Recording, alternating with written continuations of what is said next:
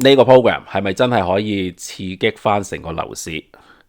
咁有報道咧就話有啲樓盤即係呢個消息一出嗰陣時咧，就話哇有人開始有排隊去買咯，哇即刻又邊度又賣晒咯。咁我都有聽，咁不過你話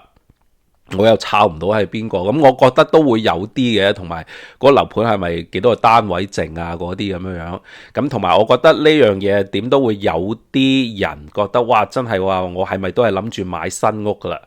咁而家我可以慳翻個稅咯，啱啱嗰個價又係譬如啱啱100萬或者120零萬咁，可以慳翻唔使俾嗰13% 嘅 HST。咁哇，咁即刻去啦，咁即刻買咗佢啦。咁應該會有嘅，不過你話有幾多咁嘅人呢？同埋呢個計劃推出嚟之前，因為其實即係近呢年幾兩年咁樣，即係嗰個新盤其實啲 developer 都好難賣。咁我哋周不時咧個價咧都推出有好多啲 incentive 啊，又一係送嘢，一係就直接減價。咁呢推出嚟之前，其實有冇即係嗰啲發展商有冇調整咗個價呢？即係好似譬如去 Canadian Tire， 你買啲嘢有時哇50% off， 甚至咁樣80% off， 然之後佢話譬如200蚊咁，然之後減到89蚊咁樣嗰啲咁嘅嘢呢。咁然之後你睇下，咦，好似 Walmart 啊成啊，佢係咪都係本來正價都係99嘅啫，或者係甚至正價都係89喎？咁其實係咪真係減咗呢？即係 Canadian Tire 其實早好似個零兩個月之前都已經俾人哋告啦喺 Quebec 嗰度就係話佢咁亂 Q 咁樣 mark up 啲價，然之後話好似減咗好多咁，好似俾人哋罰咗幾百萬啦咁你呢啲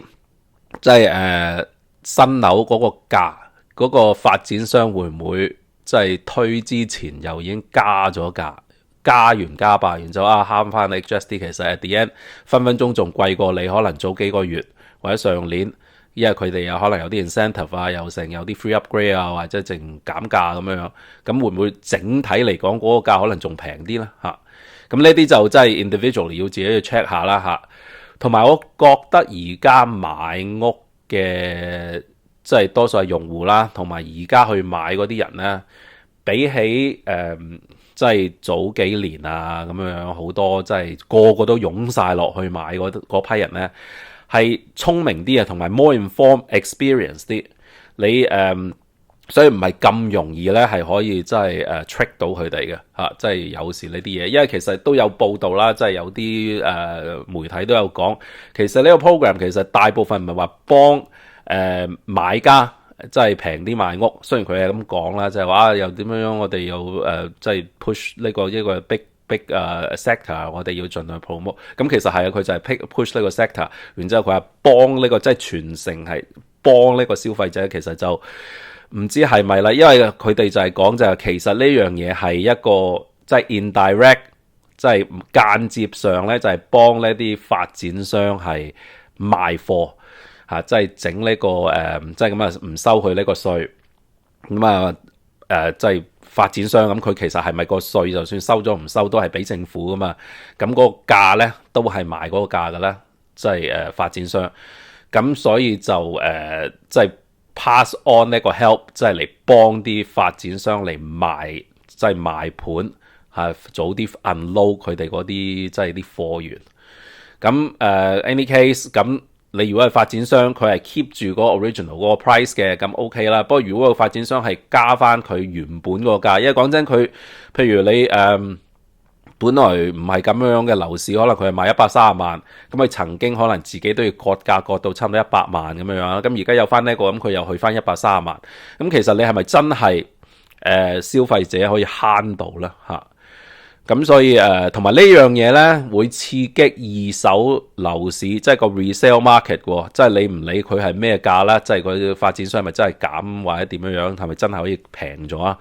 你二手成個 market 見到哇減咗13% 喎，咁其實嗰個 psychology 即係你嗰個心理上你就覺得哇個成個樓市應該要調整翻減翻13%，咁所以你話賣家嚟講咧都大鑊，即係賣嗰啲二手樓啊，即係你如果你話自己 individually list 個 property 而家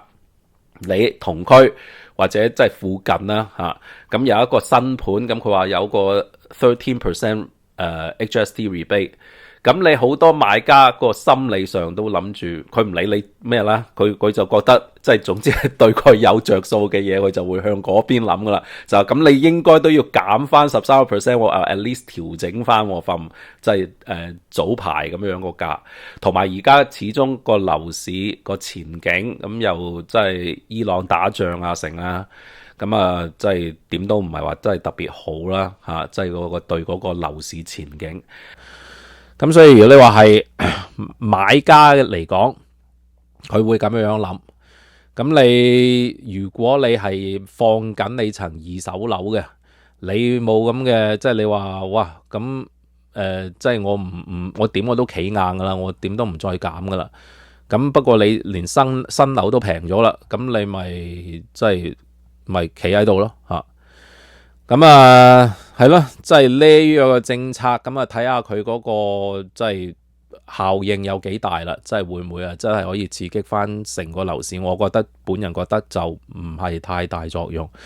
係會有啲嘅，即係諗住買新樓嗰批咁樣，咁啊慳啲咁樣，可能或者會即係trigger 有啲人會去嗰度買，不過講真。大部分嘅買家呢，我覺得喺安省多倫多，其實而家係好聰明嘅，即係佢哋會計過晒條數嘅。即係你話嗰啲咁嘅發展商又話啊，我哋幾多啊減幾多送幾多嘢，然之後以前係咩價，然之後會夾。講真，佢哋咁樣 mark up 晒啲價，或者係即係就算係即係而家咁樣計埋個 rebate。不過如果你話計晒 rebate 啊，就算又係有啲咩 incentive 又話送乜送物，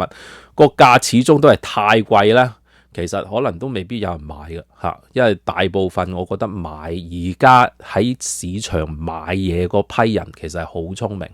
所以我覺得你呢啲政策你係咪真係減好多？即係你整體嚟講係咪真係會有個優勢喺度先嚇？